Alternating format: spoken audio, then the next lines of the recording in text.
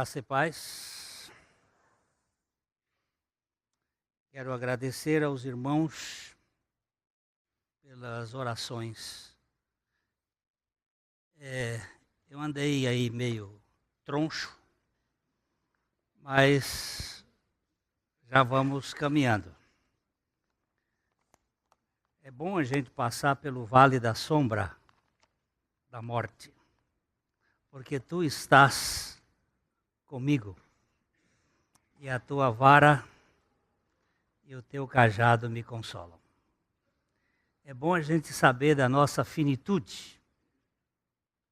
É muito precioso quando você depende apenas da suficiência de Deus. Eu louvo ao Senhor por este momento de lutas. Amós, capítulo 3, versículo 7. O profeta Amós, ele está nos trazendo aqui. Vamos, enquanto ela pega, eu vou pegar aqui uma coisa. Amós 3, 7. O Senhor Deus não fará coisa alguma sem primeiro revelar o seu segredo aos seus servos, os profetas. Certamente que Deus não faz coisa alguma sem primeiro revelar.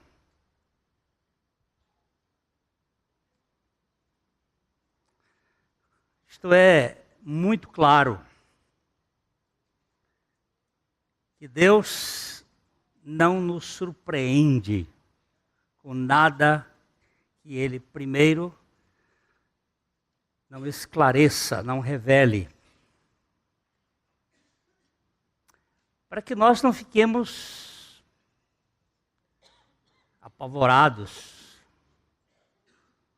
surpresos. Este texto é muito direto. Certamente o Senhor Deus não fará coisa alguma sem primeiro revelar o seu segredo aos seus servos, os profetas. Vamos aqui olhar que os profetas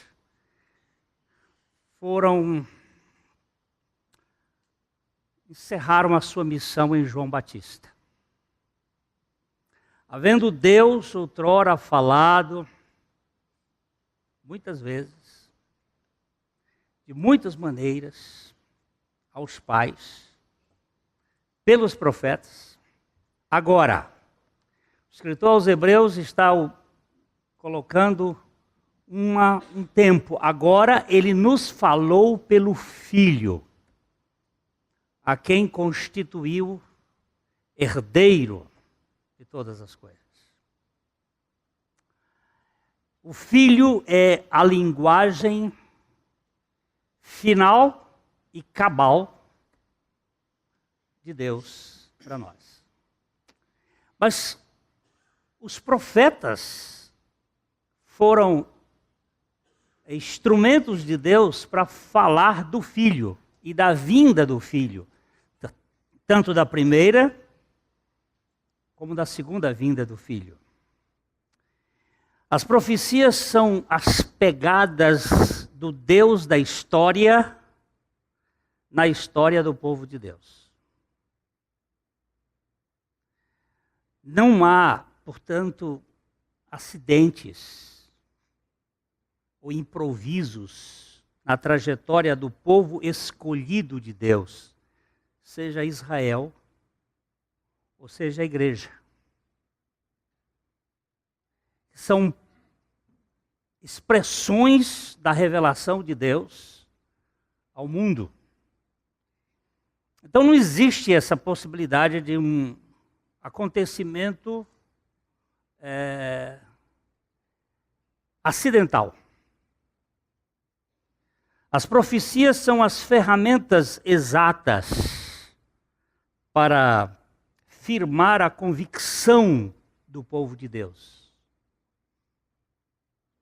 vemos o Deus da revelação anunciando os fatos antes que os fatos existam. Ele está por trás, trazendo o conhecimento para o seu povo. A soberania de Deus. É bom a gente cantar que Ele é soberano. A soberania de Deus, a onipotência de Deus, a onisciência de Deus, a onipresença de Deus. Deus não precisa caçar Pokémon. Deus é o Deus que sabe todas as coisas, que dirige a história. Então, são alguns dos atributos que sustentam a fidelidade das profecias. Mas nos fins das eras, aquilo que nós chamamos de crepúsculo da história, a congregação do povo de Deus vai ser seduzida por todo tipo de pensamento que reduza a consciência, a eficiência e a suficiência de Cristo. Nós vamos ser capturados por tudo aquilo que nos distraia da suficiência de Jesus Cristo. Eu sei que você, às vezes, nem passa olhando a tocha, mas isto é velho. Não é uma questão de Prometeu, de ter roubado o fogo de Zeus. É uma questão bem anterior do haja luz e da obra das trevas que quer nos distrair de Deus, fazendo-nos deuses. Nós somos frequentemente atraídos para a ideia de teomania, de onipotência. Não foi lá no templo de Eras que a coisa começou. Foi no jardim. O sibilo da serpente é muito mais sutil. E nós, muitas vezes, não estamos percebendo que o templo hoje é um estádio.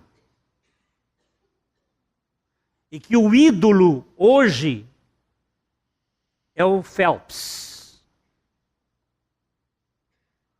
É o homem sendo considerado a medida de todas as coisas e o centro do universo. Este roubo tem sido colocado de tal forma que nós gastamos tanto tempo assistindo aqueles que são os heróis e que vão receber as medalhas de ouro, de prata ou de bronze, que são símbolos dos 3 grandes impérios: babilônio, medo-persa e grego, que influenciam por trás o pensamento do humanismo para nos roubar da intimidade e da comunhão com Cristo. Durante esta Olimpíada eu estava em grande parte enfermo e podia ter tempo para ir para a televisão. Porque não tinha muita coisa para fazer. Mas o Senhor nunca me permitiu ir para a televisão, porque Ele queria que eu conhecesse mais da sua intimidade e ver o seu rosto, que é o único eterno. Eu fico muito contente de ouvir que o Phelps teria recebido Jesus Cristo como Senhor da sua vida. Fiquei muito contente de saber que ele tentou se matar, porque percebeu que tudo que ele ganhou neste mundo, que a fama e mais de 100 milhões de dólares não preenchiam o significado da sua vida.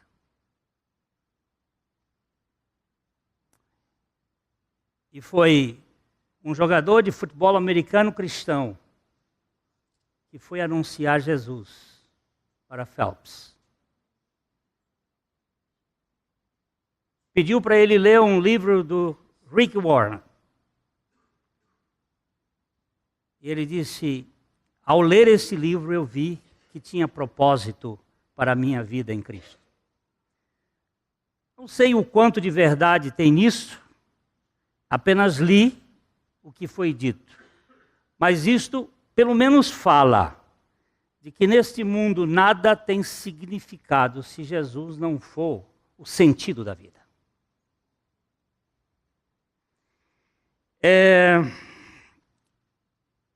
O livro de Daniel é um livro das pegadas de Deus na história.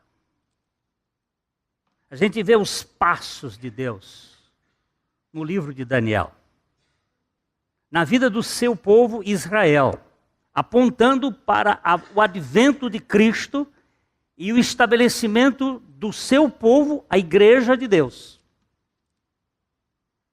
Porque Deus tem um compromisso com Israel e com a sua igreja. E eu poderia dizer que este Deus dos detalhes,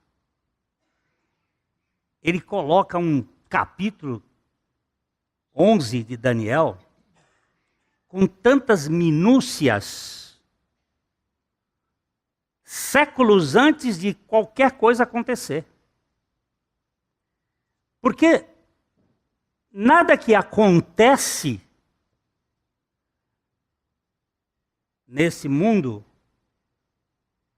deixou de ser previsto por Deus. Quando nós falamos de onisciência de Deus,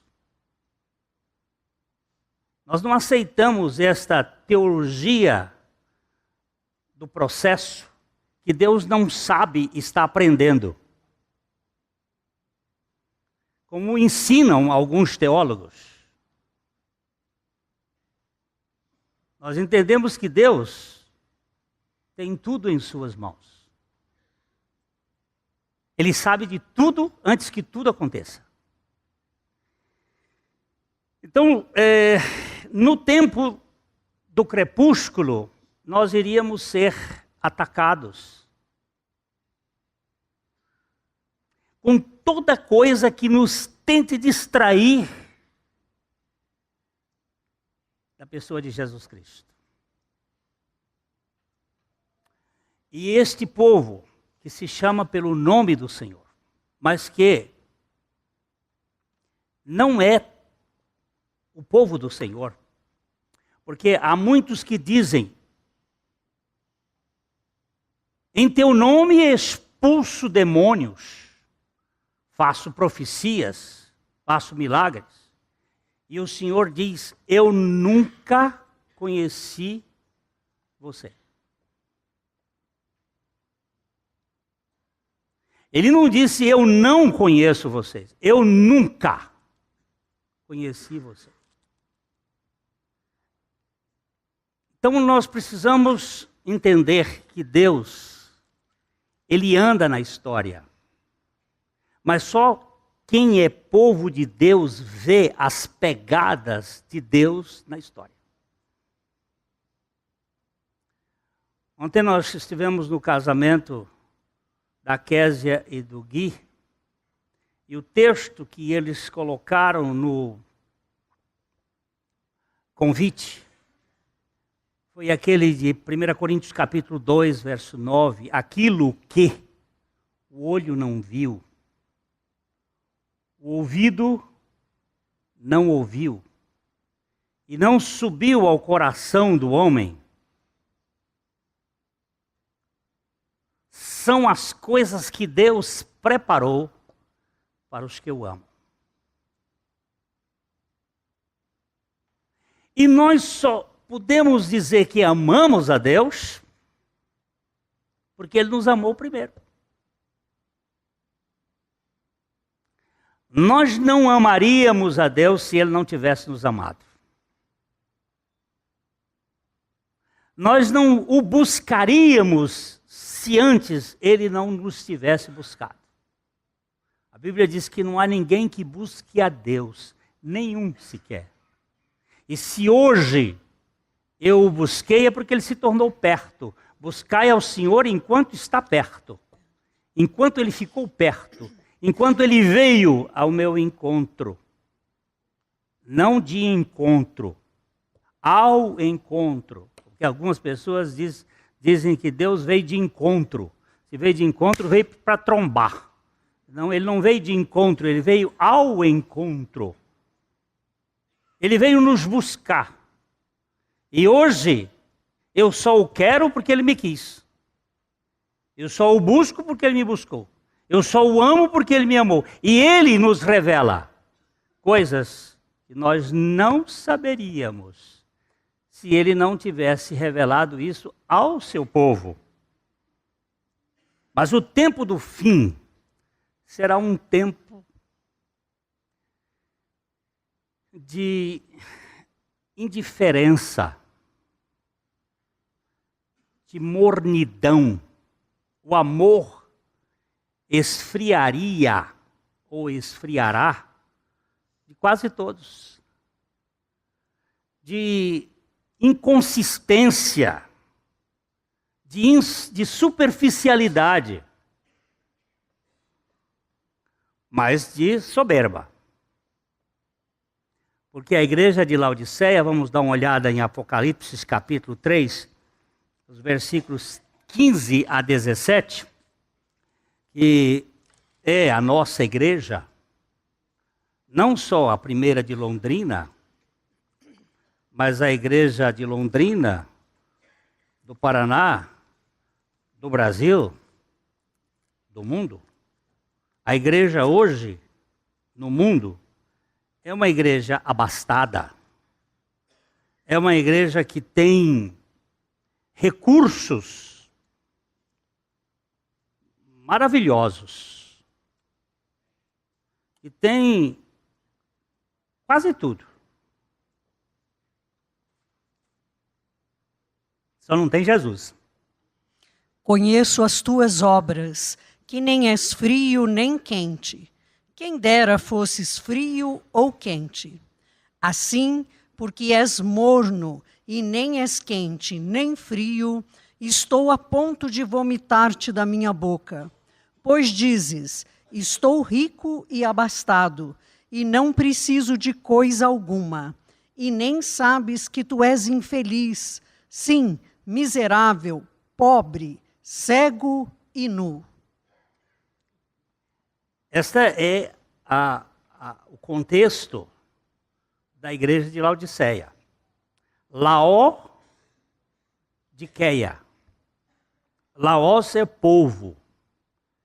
E Diceia é a justiça do povo. É uma espécie de democracia, onde o povo é que dá as cartas. Se você for ler um pouquinho, vamos ler um pouquinho mais para baixo, ou para cima, não sei como é que está na Bíblia de você, mas aqui, vamos dar uma olhada aqui no verso 18, o Senhor dizendo, aconselho-te. Aconselho-te que de mim cumpres ouro refinado pelo fogo para te enriqueceres, vestiduras brancas para te vestires, a fim de que não seja manifesta a vergonha da tua nudez, e colírio para ungires os olhos, a fim de que vejas. Continue. Eu repreendo e disciplino a quantos amo. Sê, pois, zeloso e arrepende-te. Eis que estou à porta e bato. Se alguém ouvir a minha voz e abrir a porta, entrarei em sua casa e cearei com ele e ele comigo. Esse texto é usado muito para evangelização. Que Jesus está à porta do coração do homem para entrar. Mas esse texto não é de evangelização. Ele pode ter dois sentidos. Uma da eminência da sua vinda, eis que estou à porta, significando que estamos no fim, e ele está aí às portas. E outro, que é o sentido que mais faz referência, é que a igreja se basta. Ela diz, eu estou abastada, de nada tenho falta. E ele está do lado de fora. Ele não é cogitado.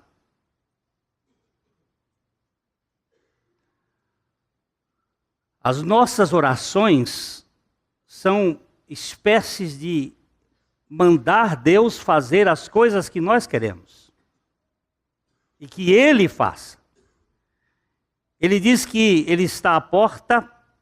Se alguém abrir, Ele entrará e ceará com Ele e Ele comigo. A ceia não é preparada por nós, mas é preparada por Ele. Assim como o quebra-jejum de Pedro no dia da restauração não foi preparado por Pedro, mas por Jesus. Naquela madrugada, no dia em que Pedro resolveu que ele ia retornar à sua missão de pescador, o Senhor já lhe havia aparecido,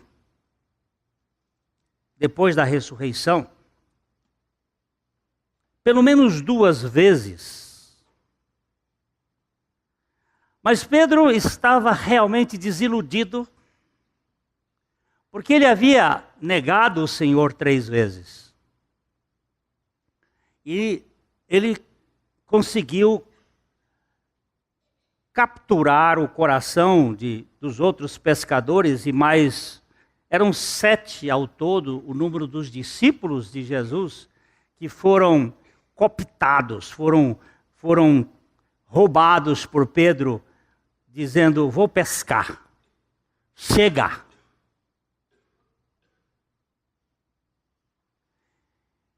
E assim como no chamado de Pedro, ele havia passado a noite toda pescando e não pegou um peixe,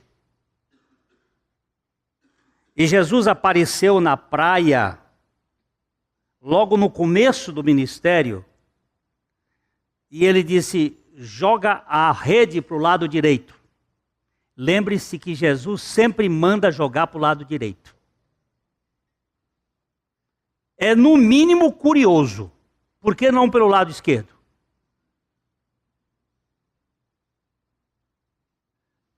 As ovelhas de Jesus sempre vão para o lado direito e não para o lado esquerdo. E ele está sentado à direita do Pai. É engraçado porque que direita e esquerda. O negócio é sinistro. Por isso que eu sempre tive aversão para o lado esquerdo. E agora os cientistas estão dizendo que as pessoas de pensamento esquerdista são irrecuperáveis. Não sou eu que estou dizendo, não, por favor. Mas eu acredito também.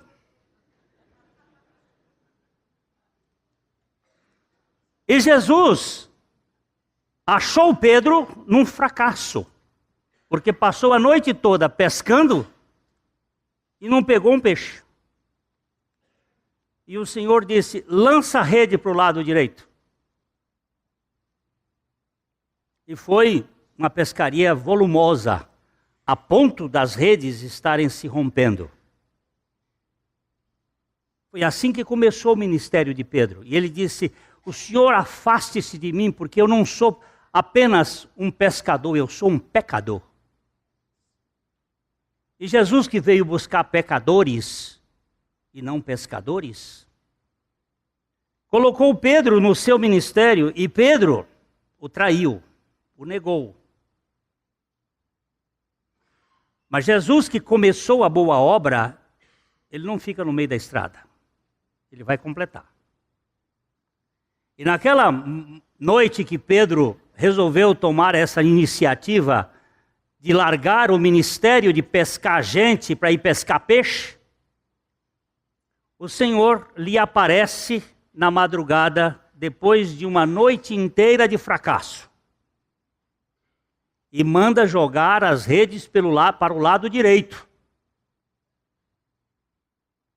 E a Bíblia nos diz que a coisa era tão profunda, tão forte, que as redes também estavam se rompendo, e eles trouxeram.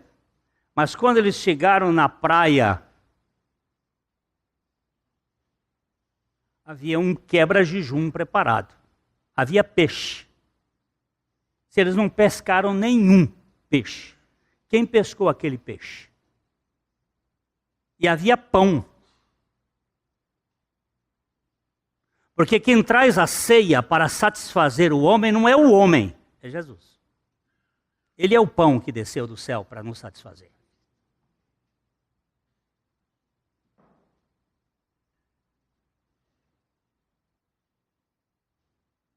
Não são as vitórias do Brasil que vão dar sentido aos brasileiros.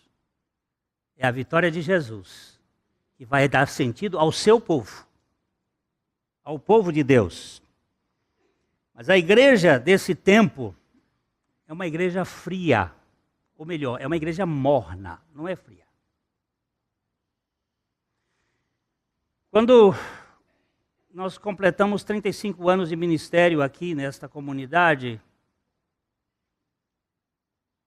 me deram de presente uma ida ao Termas de Jurema. O irmão Mário Rocha era presidente da igreja naquela ocasião e me deram esse presente e eu nunca usufruí de ir a Termas de Jurema. Só ouvi falar que era um lugar muito bonito, muito gostoso. E agora, nesse período de enfermidade, relembraram deste. Faz 7 anos.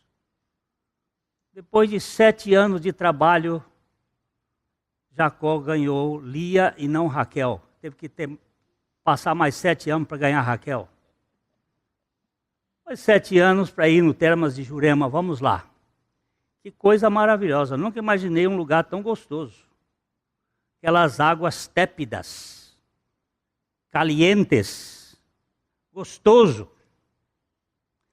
Mas num determinado momento nós estávamos lá à mesa e fomos chamados a atenção para tomar um café. E a nossa irmã foi lá e buscou 4 cafés que estavam tépidos. As águas das Termas de Jurema, para você entrar, são ótimas, mas café morno é insuportável. Café tem que ser quente ou gelado. Café gelado é ótimo. Agora, café morno é insuportável. Eu coloquei a mão na xícara, não é xícara, aquele copinho plástico. Aliás, diga-se de passagem, nunca se deve tomar café em copo plástico. Porque o copo, ele transmite, ele solta uma substância naquele calor que faz muito mal a gente. Então, procure uma xícara que seja de gente. E aquele negócio, botei a mão e já estava frio, aquele troço. Na boca, eu disse, Laodiceia.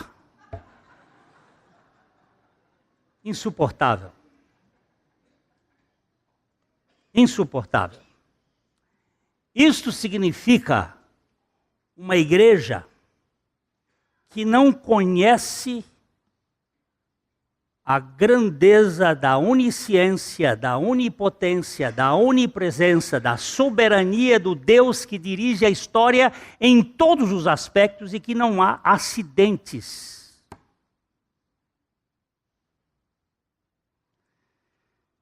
Hoje nós estamos vendo que as pessoas querem uma espécie de conteúdo histórico que eu possa explicar. Mas a Bíblia diz que tudo quanto foi escrito para o nosso ensino foi escrito para que, pela paciência e consolação das Escrituras, nós tenhamos esperança. Creio eu que esta mornidão é em consequência da ausência da exposição da palavra de Deus de fio a pavio, de A a Z.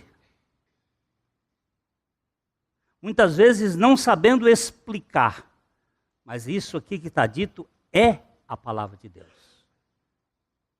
Porque o que foi revelado pertence a nós e aos nossos filhos. Mas o que não foi revelado pertence a Deus. E foi Deus quem disse. E a gente precisa estar seguro nesse Deus que diz as coisas e sustenta o que diz. Vamos dar uma olhadinha. Eu estou fazendo um preâmbulo, eu vou parar, pode deixar, porque a gente vai entrar depois no capítulo de Daniel, capítulo 11, dos versículos 2 ao versículo 20, domingo que vem. No outro domingo nós vamos ver do 21 ao 38.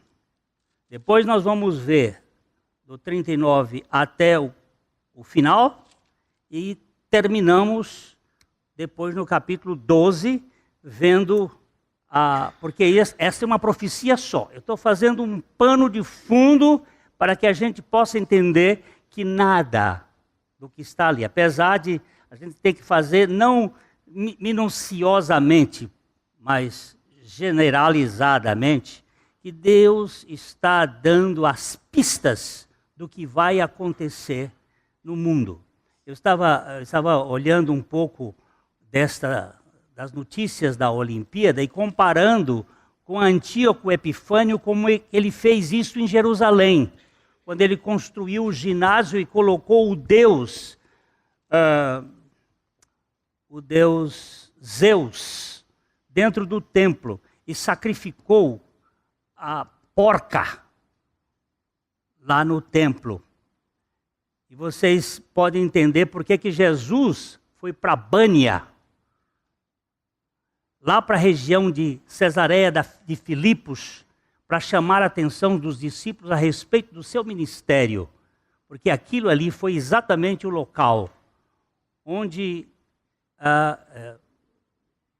Antíoco Epifânio sacrificou a deusa Pan, a idolatria, que é este Deus que domina hoje a cultura da humanidade. Tudo é explicado por um Deus difuso, não o Deus que se encarna e é único, mas uma coisa assim que é plural. Invoca-se a qualquer coisa e gera esse universalismo que está chegando ao ponto da falta de convicção, até mesmo no povo de Deus. Eu fiquei horrorizado vendo uma irmã caçando Pokémon. Eu não estou falando dessa loucura, não. É uma menina que tem pelo menos algumas informações.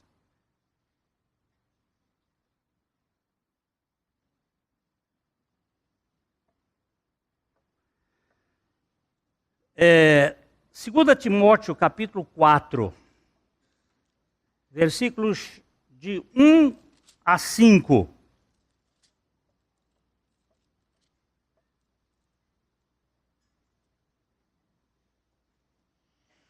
Conjuro-te perante Deus e Cristo Jesus, que há de julgar vivos e mortos pela sua manifestação e pelo seu reino.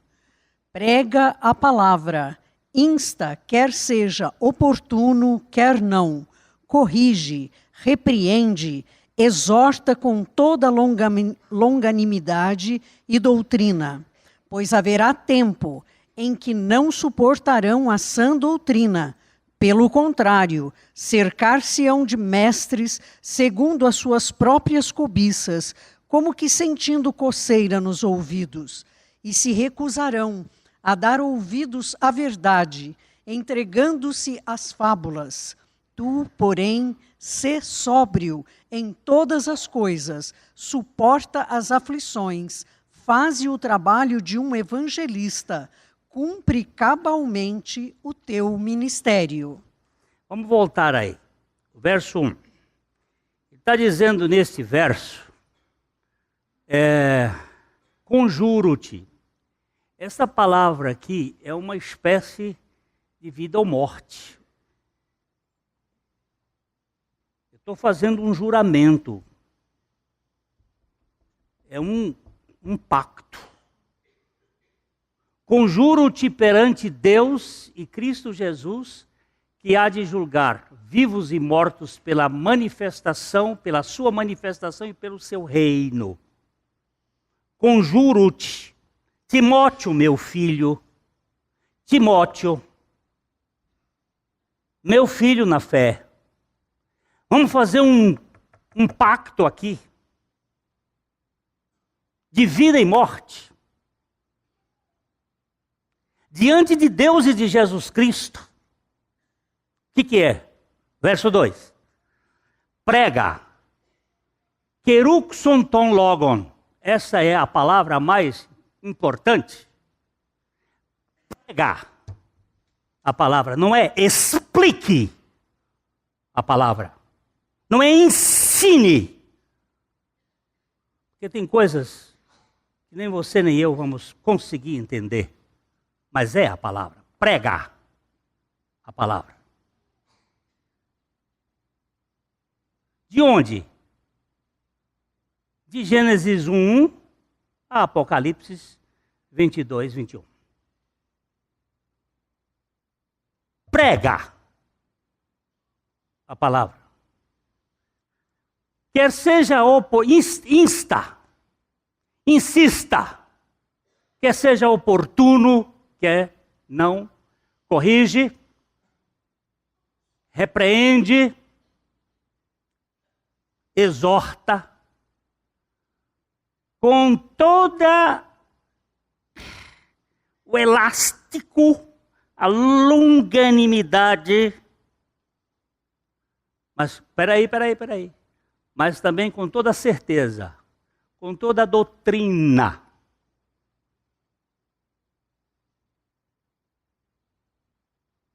Agostinho diz, se eu prego o que eu gosto, não é a Bíblia que eu prego, sou eu.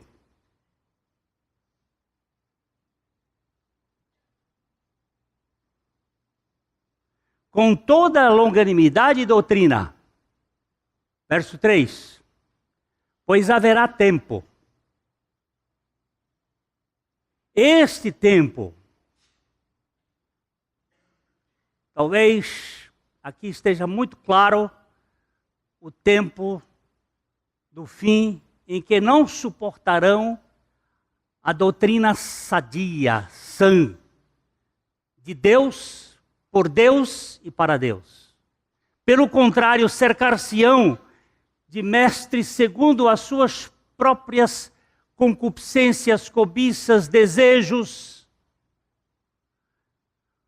como que sentindo coceira nos ouvidos. Versículo 4. E se recusarão. Esta palavra é forte.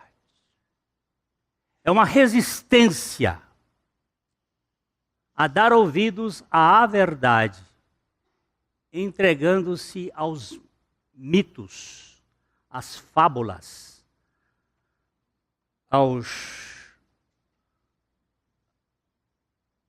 aquilo que o homem gosta de contar para enaltecer o próprio homem. Mas aí no versículo seguinte, ele diz: tu, porém, ser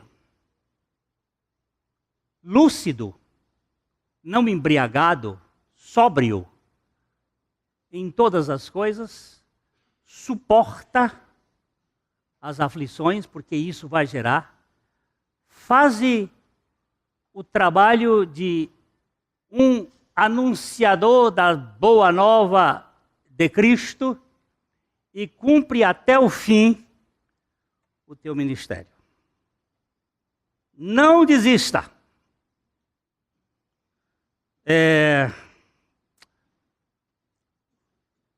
Jesus disse a respeito de uma mulher que tinha uma causa e ela levava esta causa a um juiz, mas o juiz era iníquo e não queria julgar a causa dela.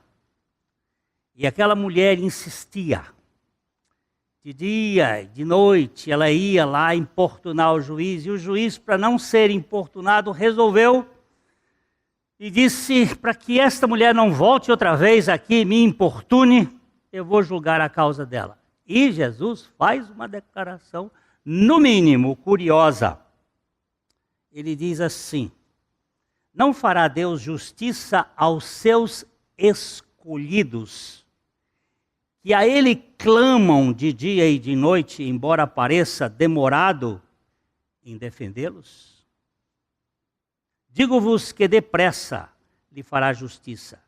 Contudo, quando vier o Filho do Homem, achará porventura, eu não gosto dessa expressão porventura, porque porventura é uma expressão que fala de alguma coisa boa. Porventura há alguém aqui que está com saúde? Eu não posso dizer porventura há alguém aqui doente? Se eu perguntar por acaso há alguém doente aqui? Por desgraça há alguém doente aqui? Porque ventura é uma coisa boa. Venturoso é uma coisa boa. Eu não gosto dessa tradução, mas por desgraça haverá fé na terra? Por que não haverá fé na terra? Porque sem a palavra de Deus não há fé.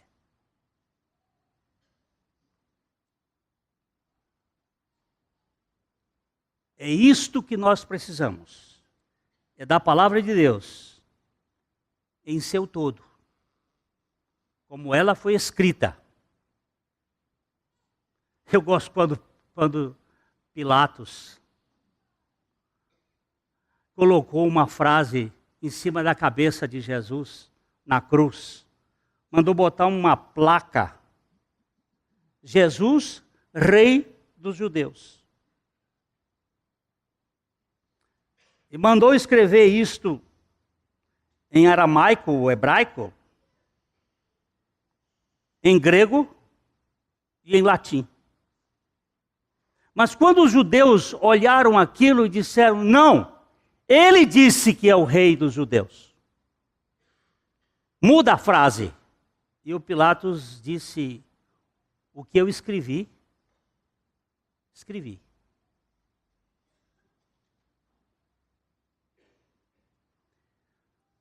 Se Pilatos tinha condição de escrever e não queria mudar, você acha que Deus vai mudar o que ele escreveu? Então, nossa segurança não está na interpretação. Está naquilo que foi escrito, porque tudo quanto foi escrito para o nosso ensino foi escrito. E nós precisamos nos firmar na palavra de Deus. E neste capítulo 11 de Daniel, nós temos detalhes tão precisos.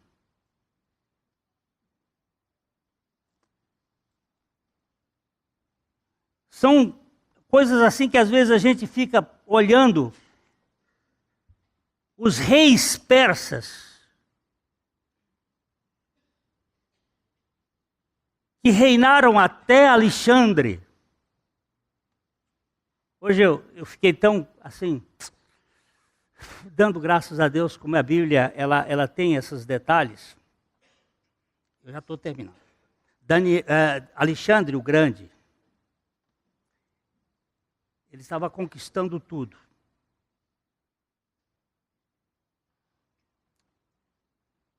Em 13 anos, ele botou o mundo nas suas mãos. Com 20 anos, ele começou e aos quase 33 ele morreu. Mas quando ele estava indo para conquistar a Pérsia, lembre-se, Grécia e Pérsia.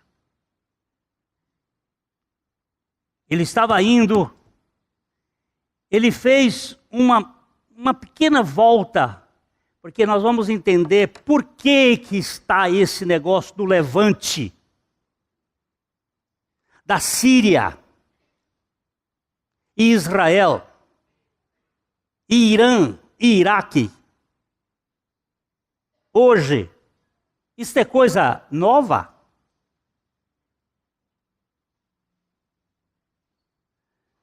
Quando ele deu uma pequena deflexão, ele ia indo para a Babilônia, para a região da Pérsia, ele voltou para o Egito e tinha que passar em Jerusalém.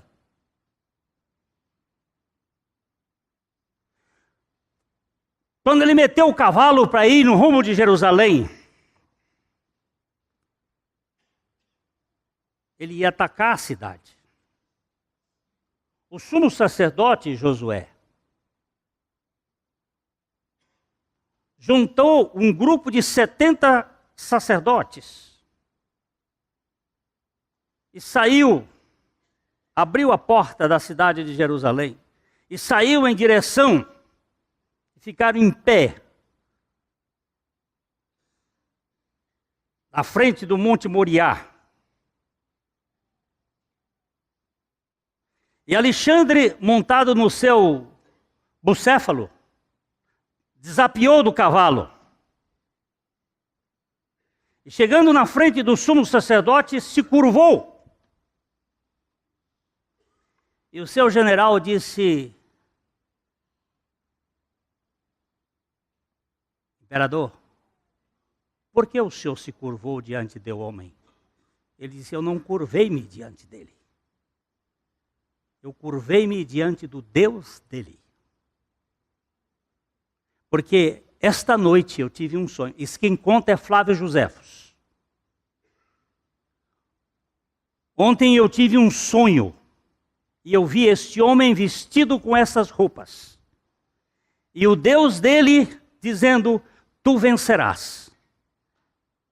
E o sumo sacerdote abriu o livro de Daniel, capítulo 8, e deu para Alexandre ler.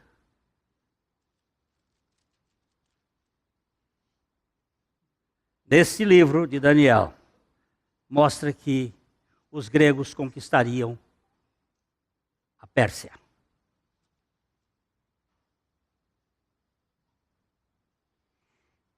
Esse Deus de detalhes fez com que Alexandre não atacasse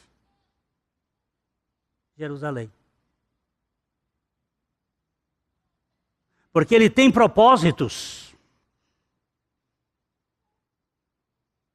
É um Deus que cuida de seu povo, como a menina dos seus olhos.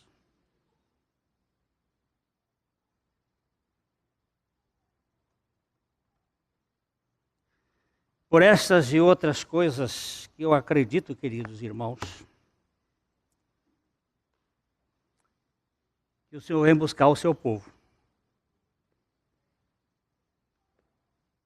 O povo dele. O povo de Deus está no meio da igreja. Como o povo de Deus estava no meio de Israel, ele sempre trabalha com remanescente, com um pequeno rebanho, com aqueles que ele oferece a condição da fé e da sustentabilidade. Este Deus que não perde nenhum daqueles que lhe são dados. É muito sustentado, é muito seguro este evangelho da graça de Deus. Então, no próximo domingo, se o Senhor assim nos permitir, nós vamos caminhar, vendo o capítulo 11 de Daniel, do versículo 2 até o versículo 20. Mas é só, assim, por detalhes, observando as guerras de lá com as guerras daqui. Nós vamos ver os reis de lá com os reis daqui. Não só Ptolomeu e Seleucidas, mas Glênio e o José Raimundo.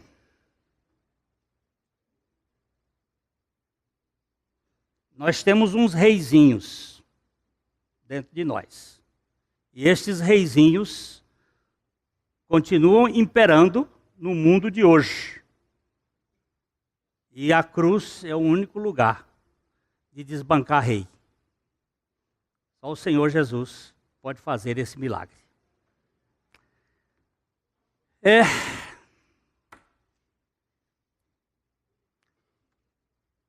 Hoje nós passamos 10 minutos. Domingo que vem nós vamos ser no horário. E nós vamos cuidar de fazer as coisas mais curtas. Porque tem gente que fica nervoso e eu também. Com as questões que ficam elastecendo. Então, em nome do Senhor Jesus, está encerrada essa reunião e vamos em paz para as nossas casas. Livraria PIB Londrina. A Livraria PIB Londrina procura selecionar cuidadosamente seus títulos e autores a fim de oferecer conteúdo alinhado com o Evangelho de Jesus Cristo. Bíblias, livros de teologia, filosofia, devocionais, literatura infantil, biografias, comentários bíblicos e muito mais. Dispomos também de um acervo de CDs e DVDs das quase 4.000 mensagens ministradas na Primeira Igreja Batista em Londrina. Visite a Livraria PIB Londrina e conheça ainda mais. Livraria PIB Londrina, de segunda a sexta, às 13h30 da tarde, às 6 horas. Endereço: Avenida Paraná 76A, próximo ao Calçadão, no centro de Londrina. Ligue para 3372-8921 e acesse o site www.livrariapiblondrina.com.br.